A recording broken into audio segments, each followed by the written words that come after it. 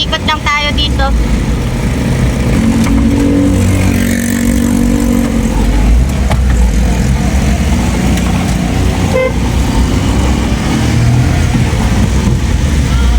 Ayan yung Mercury, oh, mga kalabi.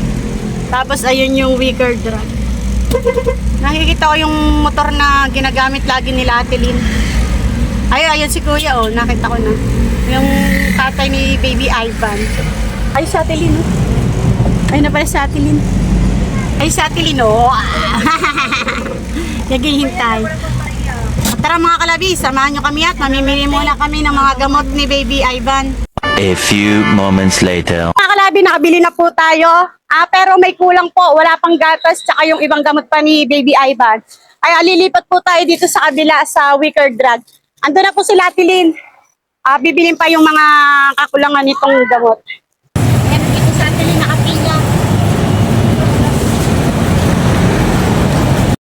At ito nga po mga kalabi, nakarating din po kami dito sa TGP dahil hindi rin po namin nakumpleto itong mga napamili namin dito sa Wicker Drag. Kanilis na nasuka. Ito yung iba pa napamili namin mga kalabi. Ito na po yung iba namin napamili.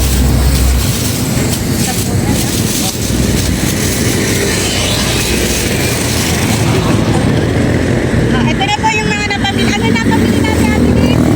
Ito po, bago serban, pang-sambuan. Ito po yung Milagrin, pang-sambuan din po ito. Ito po yung sa gamot niya sa seizure, University of Staff. Tapos ito po yung sitikulin. 5 pesos po ito sa utak po ito. Tapos ito po lactulose sa pagdumi.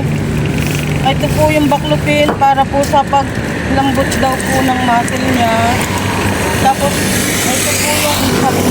ito po yung panglinis sa sugat, 10 pesos po ito pang isang buwan. At ito po yung diaper ni Baby Ivan, pang isang buwan na rin po ito, dalawa.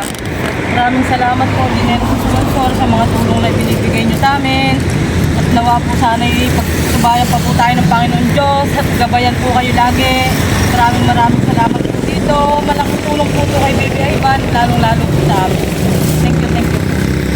Ayan mga kalabi, sa ating generous sponsor po, maraming salamat po sa mga binigay niyo po kay Baby Ivan ngayong August. O Tay, anong gusto mo sabihin sa akin? Maraming salamat po sa inyo. Maraming salamat po sa inyo. Dahil po sa nakakaluwag-luwag na rin po kami sa gano'n po namin. Ano po, mag-isawat sa amin. Ayos ang mga